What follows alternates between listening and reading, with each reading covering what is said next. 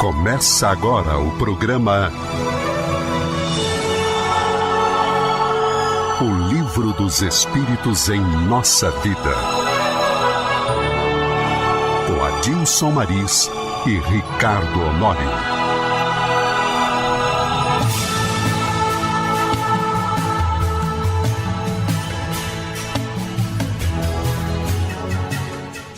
Olá, você que nos ouve.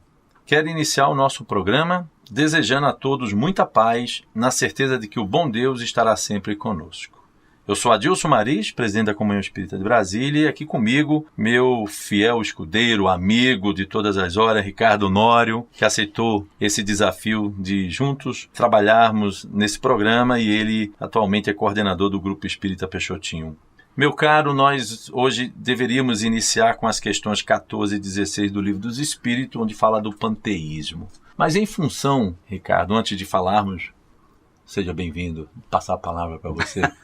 Já estava esquecendo. Eu pensei que você ia me esquecer aqui, já ia começar a falar direto, mas não tem problema não. É o entusiasmo. É o entusiasmo pelo trabalho, né? Mas estamos aqui de novo, Maurício, é uma satisfação, mais uma vez. Pois é, meu amigo. Eu estava dizendo que a gente iria começar com as questões 14 a 16, mas os nossos ouvintes entenderam que a gente precisava voltar à questão 13, que no último encontro acabou a gente correndo um pouco por causa do tempo, nós temos um tempo delimitado, que é exatamente a questão que fala dos atributos de Deus, né? Eu vou repetir aqui a questão. Quando dizemos que Deus é eterno, infinito, imutável, imaterial, único, onipotente, soberanamente justo e bom, não temos uma ideia completa de seus atributos. E nós vimos alguns deles. Uns passamos por cima, atropelamos. É verdade. Outros a gente comentou até um pouco melhor. Eu lhe pergunto, meu caro Ricardo Honório, a compreensão desses atributos, sabendo desses atributos de Deus, que a gente vai conversar um pouquinho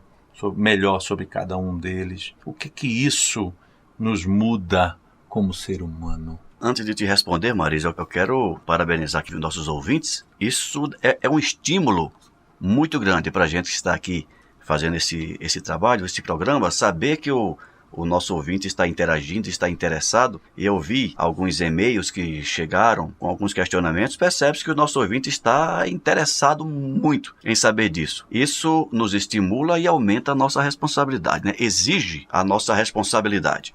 Então, dessa forma, nós vamos, com muita satisfação, comentar um pouco mais sobre a questão número 13, e sem esquecer que a questão número 13 ela está intrinsecamente atrelada a 12, a 11 e a questão número 10. Elas são interdependentes. Isso. Então vamos fazer uma espécie de revisão de tudo que nós vimos e levar aos nossos ouvintes de uma forma mais esclarecedora os nossos comentários sobre essas questões. Então, antes de a gente entrar na nossa conversa aqui, meu caro, eu quero reforçar o e-mail da nossa rádio, né? radio@comunhãoespírita.com. Comunhão Espírita, tudo junto, né? radio@comunhãoespírita, tudo junto.com. Então, excelente. Se você tiver alguma dúvida, se você achou que não entendeu aquilo que a gente conversou, se nós estamos dificultando, né? Por gentileza, nos ajude. Então, fica aí, radio@comunhãoespírita, tudo junto.com. Ok, então vamos lá. Só relembrando, a questão número 13, Kardec pergunta: quando dizemos que Deus é eterno, infinito, imutável, imaterial, único, todo-poderoso, soberanamente justo e bom, não temos uma ideia completa dos seus atributos? E o Espírito Verdade responde. Eu vou agora com mais calma, já que a gente está no início do nosso tempo. Vamos ler a resposta que foi dada a Kardec e nós vamos comentando em cima dessa resposta. E a resposta foi a seguinte: do vosso ponto de vista, sim. Ou seja, do nosso ponto de vista limitado, podemos até aceitar que tudo isso represente a completude dos atributos de Deus. Porque credes tudo abraçar. Mas sabei bem que há coisas acima da inteligência do homem mais inteligente e para as quais vossa linguagem limitada, as vossas ideias e as vossas sensações não têm expressão adequada. Olha só que interessante. Quando nós falamos imutável, por exemplo, um dos atributos de Deus. Se você perguntar a qualquer pessoa que entenda o português e perguntar o que é que ele entende por imutável, ele vai dizer é algo que não muda. Isso. Só isso. Mas será que é só isso mesmo? Ou algo que não evolui? Algo que não precisa evoluir? Isso. Algo que não retrograda? Uhum. Algo que não foge a uma estabilidade permanentemente? Uhum. Então, a nossa linguagem e o nosso entendimento limita a nossa capacidade de aprofundar no entendimento das coisas. Porque vem, além da nossa limitação cognitiva, vem a nossa limitação de linguagem. Isso. Nós temos dificuldade para nos comunicarmos. Nós mesmo, eu e você, às vezes nós dizemos algumas coisas e precisamos repetir. Ou então dizer de outro jeito para que a gente se entenda. Se entenda. Não é isso? Imaginemos falar dos atributos de Deus com uma linguagem tão pobre quanto a nossa. E com um entendimento tão limitado quanto o nosso. Aí, para os nossos ouvintes, né, quando Kardec coloca essa questão do imutável, é exatamente tentando, dentro dessa pequenez do nosso processo de compreensão, de que Deus não evolui. Deus é. Quem evolui é a criação divina. O espírito evolui. A própria matéria também evolui. Mas Deus não. Deus é. Então, isso é importante quando ele coloca para que a gente tenha essa noção. Porque, como a gente estava falando, nós atribuímos a Deus as nossas imperfeições e queremos que Deus nos compreenda da forma que nós gostaríamos de ser compreendido por Ele. A gente começa a trazer Deus para nós. Ó. Puxar o banquinho e sentar do lado dele. Você está me fazendo lembrar um colega, a gente comentando esses comportamentos que nós temos às vezes, ele se saiu dizendo assim, mas isso é a representação da divindade em nós. Como nós somos filhos de Deus, nós temos a tendência de ser deuses desde já. E a gente quer se equiparar com Ele. Né? Não estamos longe disso. E uma outra coisa que você me fez lembrar também, foi uma conversa que um tio, o meu, fez uma vez voltando lá para nos visitar, certo dia lá na Paraíba, e ele colocou a família em polvorosa com essa questão de Deus, quando ele perguntou às pessoas se as pessoas acreditavam que Deus existe, né? E todo mundo lá, o pessoal muito católico, muito seguidor, muito religioso, né? Todo mundo falou que Deus existe, e ele abriu a boca para dizer que Deus não existe. Olha, quase que ele era expulso lá da casa dos parentes, né? E ele, com aquela questão que Deus não existe, até que ele abriu o jogo, né? E ele falou, não, Deus não existe porque Deus é. O verbo existir pressupõe algo que foi criado. Deus, ele é.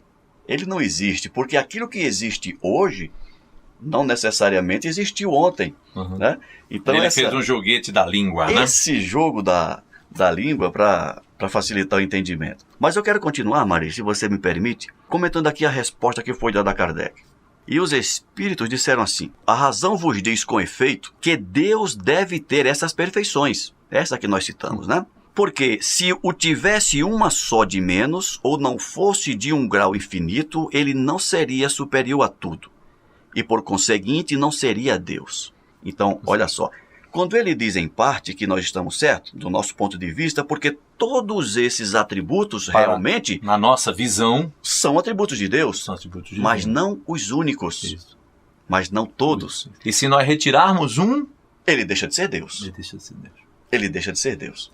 Ou seja, na nossa visão de superioridade, na nossa visão de deidade, na nossa visão de Deus, isso faz parte do divino. Mas o que é que ele está dizendo? Que não apenas isso.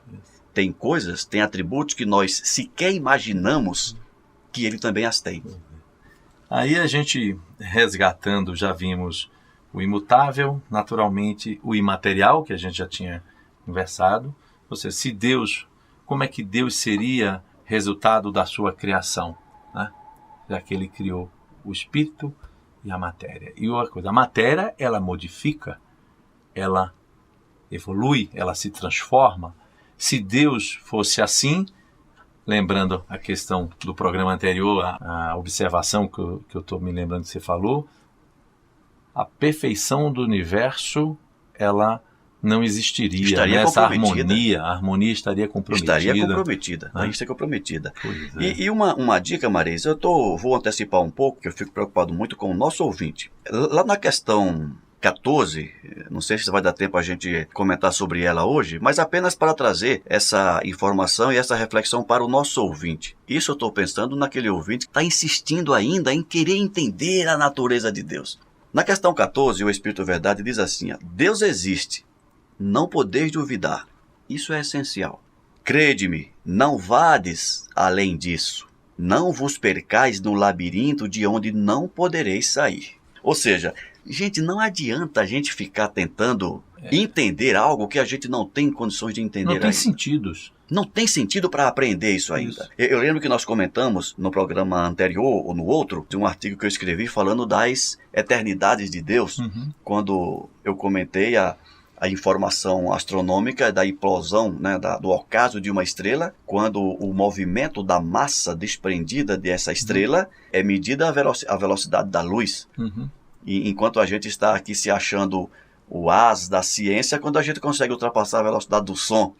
Então, vamos tentar entender a mensagem de Jesus, vamos tentar entender a Jesus, que isso vai trazer um retorno para nós de imediato, no sentido de mudança de comportamento, de mudança de entendimento, e aí sim, nos fortalecendo com a implementação da mensagem de Jesus na nossa vida, conseguirmos mais à frente entender Deus. E tudo isso, lembrando, né, da conversa anterior, você falou uma palavra que ficou muito gravada comigo, de nós não termos ansiedade, não sermos ansiosos em querer que a resposta nos seja dada num prato feito para, né, nós a digerirmos. E tenhamos então esse sentimento de construção de humildade, de reconhecermos ainda a nossa pequenez, que nos faltam então esses sentidos, e dentro desses atributos que é dados do Criador, nós, vamos dizer assim, deleitarmos com eles. Sim, sem dúvida, outro momento, a gente pode lembrar aqui quando ele fala da onipotência, ou seja, o único poder vem do Criador, de Deus, pertence apenas a Ele. Todos aqueles outros que estão ou que se colocam contrário ao bem, ou seja, a espiritualidade sempre nos lembra que o mal é a ausência do bem. Então, aqueles que se, vamos dizer assim, abraçaram essa ausência de bem ainda na vida por desconhecerem o amor, são espíritos em processo de crescimento e de evolução. Não são divindades que duelam com o Criador. São espíritos que estão em aprendizado. Então, o poder único pertence a Deus.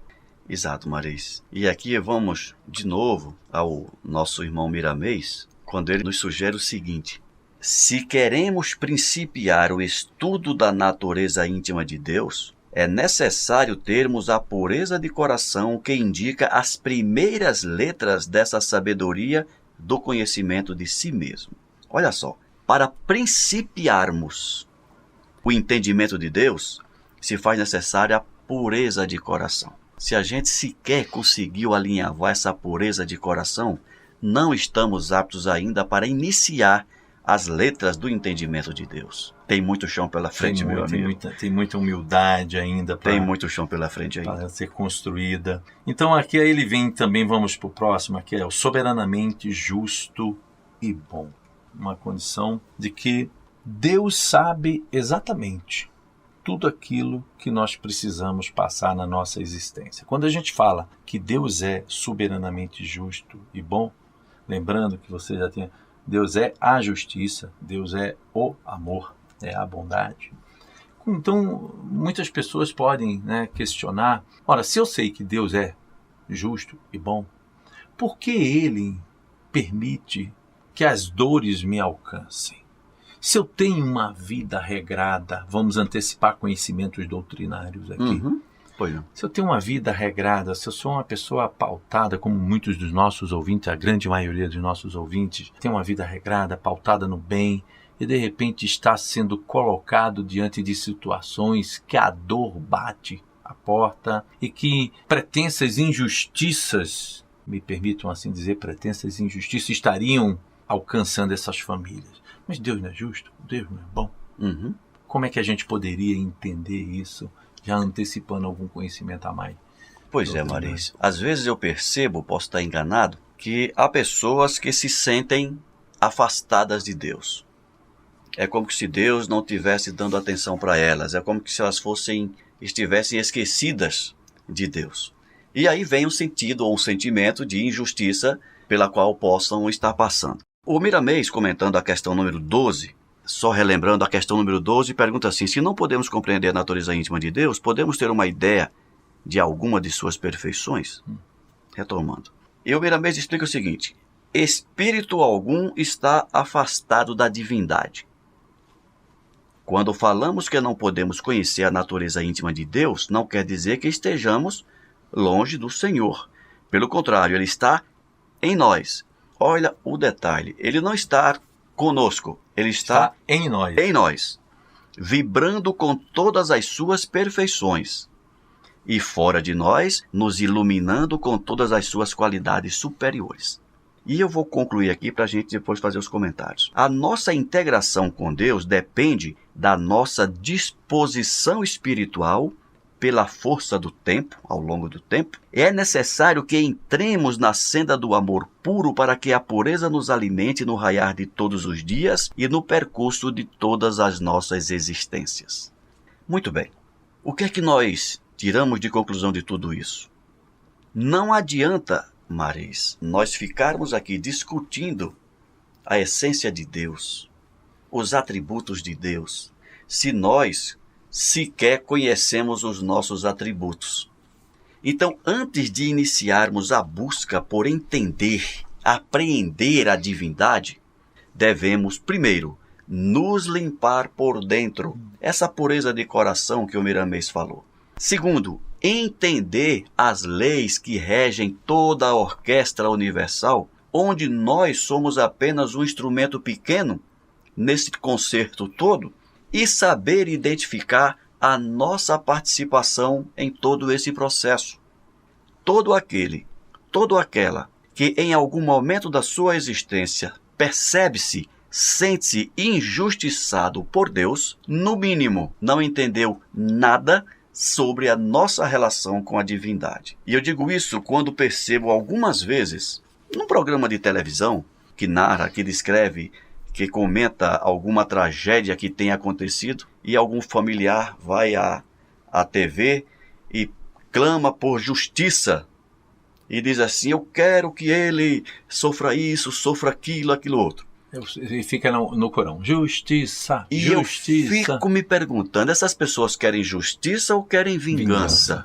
Querem justiça ou querem vingança? Como nós, ao encarnarmos, passamos pelo processo de esquecimento das experiências anteriores, não temos a informação do ponto de vista consciente do que nos aconteceu, do que nos envolveu, por exemplo, eu e você, em encarnações anteriores. Então, às vezes eu posso olhar para o Maris e dizer assim: poxa, Maris, ele olha para mim com certo desdém. Maris, ele é antipático para comigo. Ele não sorri para mim como ele sorri para outras pessoas. O que será que está por trás disso? O que será que está por trás dessa ação involuntária do Maris para comigo? Essa animosidade, né? O que é que está por trás dessa animosidade? E você diz: mas eu nunca fiz nada de mal para o Maris para ele me tratar desse jeito? Será que as respostas, ou a resposta para isso não está nas existências anteriores? Será que se eu tivesse o véu do esquecimento retirado e eu me percebesse 1, 2, 3 encarnações anteriores e eu me visse te maltratando, aí eu poderia perceber: é por isso que o Maris não é tão entusiasmado quando fala comigo. Aí eu perceberia que o fato de você estar, de certa forma, me tratando com desdém hoje, não tem nada de injustiça. É tão somente uma consequência, um reflexo, reflexo das experiências anteriores. E aí isso gera uma outra pergunta. Então, se é assim, por que Deus não permite que eu tenha acesso a essas informações passadas? Porque exatamente aí uma pergunta interessante. Toda vez que a gente busca as informações do passado, normalmente nós vamos sempre ter dentro do nosso íntimo que nós vamos buscar coisas melhores. Só coisas boas. Só coisas boas. Nós vamos encontrar o príncipe Ricardo, Isso. o príncipe Adilson, né? Só tem príncipe. Eu acho que no passado não existia vassalo, né? Nem criminoso. Nem criminoso. Só mocinho, nenhum bandido. Não tinha bandido não, tinha só bandido mocinho. nenhum, né? Então a gente acha que só vai encontrar as coisas boas. E a espiritualidade ela é muito clara. De uma encarnação a outra, nós melhoramos e muito. Ora, se eu hoje tenho consciência que sou melhor do que fui na vida anterior, por que eu vou querer saber o que eu fui no passado? O passado ficou para trás. Agora, com a doutrina, ela nos esclarecendo, o Consolador prometido, ela tirando esse véu, nos trazendo todas essas informações, nós vamos compreender que aquilo que hoje eu estou vivenciando dentro das leis soberanas e divinas são situações e que vão me botar em equilíbrio novamente com as leis. Exatamente. Ou seja, ao vivenciar aquele fato, seja ele de dor, na minha visão, de perda, na minha visão, na visão do ser encarnado, mas com sobriedade, com resignação, ao passar por essa experiência, eu me equilibro perante as leis do Criador. Se eu passo por uma experiência de dor, com revolta, querendo a justiça, como você bem lembrou, da vingança, Ou a vingança. eu ainda não aprendi a lição. Eu fico com a mágoa registrada dentro de mim. Então, quando você deu o exemplo, o Mariz guarda desdém, porque então o Mariz não aprendeu a perdoar. Ele ainda está 2, 3, 4 encarnações remoendo aquele processo. Porque se o perdão se tivesse feito presente, nós não teríamos essas situações onde pessoas se encontram, nunca se viram, mas não se gostam. E não sabe por quê. E não sabem por quê. E não fazem nada para resolver o problema. Então, dentro da justiça soberana de Deus, Deus sendo justo, ele vai permitir que os arquitetos divinos, aqueles que são responsáveis em planejar as nossas vivências, as nossas experiências, nos coloquem em situações de que nós venhamos a dar o nosso testemunho de fé, o nosso testemunho de amor. E isso é um resultado da bondade do Criador. Porque se nós fazemos isso com os nossos filhos, se nós já fôssemos criados já perfeitos, qual o mérito que nós teríamos dessa perfeição? Nenhum. Então nós temos que conquistar essa perfeição. Nós temos que passar pelas nossas experiências para aprendermos e as valorizar. Todas elas, né? Exatamente, Mariz. E com relação ao véu do esquecimento, tem uma outra temática que eu acho que é válido nós comentarmos, é da utilidade disso. Será que seria útil mesmo eu ter acesso a todas as informações pretéritas? Será que eu tenho condições de ver o Ricardo Honório de 2 encarnações anteriores? Você vai ser muito corajoso. Eu não gostaria de Eu ver. também não gostaria, principalmente depois de um dia, nós estávamos numa reunião mediúnica, quando chegou um irmão desencarnado e apontou o dedo para todos nós e disse assim: olha, vocês estão todos com cara de bonzinho. Não com outras palavras, obviamente, mas no fundo ele disse assim: vocês estão todos aqui hoje com cara de bonzinhos, mas quando nós íamos por fogo, todos vocês estavam junto comigo. E eu pensei assim: meu Deus do céu, botei fogo em quê? Né? Então, o irmão foi orientado, mas isso é uma mostra, Mariz, uma pequena mostra de que o nosso passado nos condena em muito. O esquecimento que nós temos hoje é uma prova da bondade de Deus para com a nossa situação de penúria espiritual. Por isso que relembrar ou lembrar o passado não nos ajudaria, pelo contrário, nos prejudicaria. Talvez, tomando nós dois como exemplo, nós não estivéssemos aqui frente a frente comentando isso. Ao ver em você o meu algoz do passado e vice-versa, e você ver em mim o teu algoz do passado. Então, o esquecimento ele serve para isso, para que nós repassemos a nossa situação do ponto de vista espiritual, criemos vínculos, novos vínculos pautados no amor, na compreensão, no perdão, para que quando nós estivermos efetivamente fortalecidos, aí sim, o véu vai poder se abrir e a gente dizer: isso não interessa mais, já está tudo perdoado. A pedido de alguns ouvintes, nós ficamos hoje nosso encontro apenas na questão número 13. A gente não conseguiu dentro do nosso planejamento, irmos para as questões 14 a 16, que seria o panteísmo. Mas não se condene. Você sabe, lá no Peixotinho nós temos 1 hora de estudo por dia e às vezes nós ficamos numa questão apenas também. Uma questão, e aqui a gente está dando alguns saltos, né? Exatamente. Quânticos. Mas o objetivo não é correr sobre Não. o livro, né? Não tem. O nosso programa ele tem data de início, mas não tem data de fim.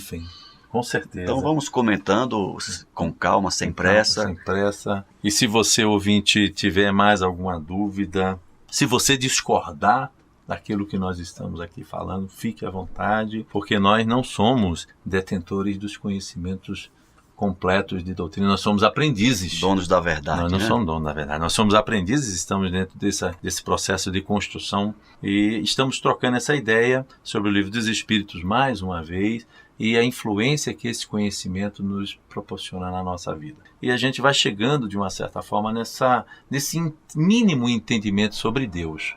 Ricardo Honório, muito obrigado mais uma vez pela sua presença conosco e que Deus possa nos abençoar. Muito obrigado, Maris. Um abraço a todos os ouvintes e no próximo programa estaremos aqui de novo, se Deus quiser. Um abraço a todos. Um abraço. Você acabou de ouvir o programa O Livro dos Espíritos em Nossa Vida, com Adilson Maris e Ricardo Honório.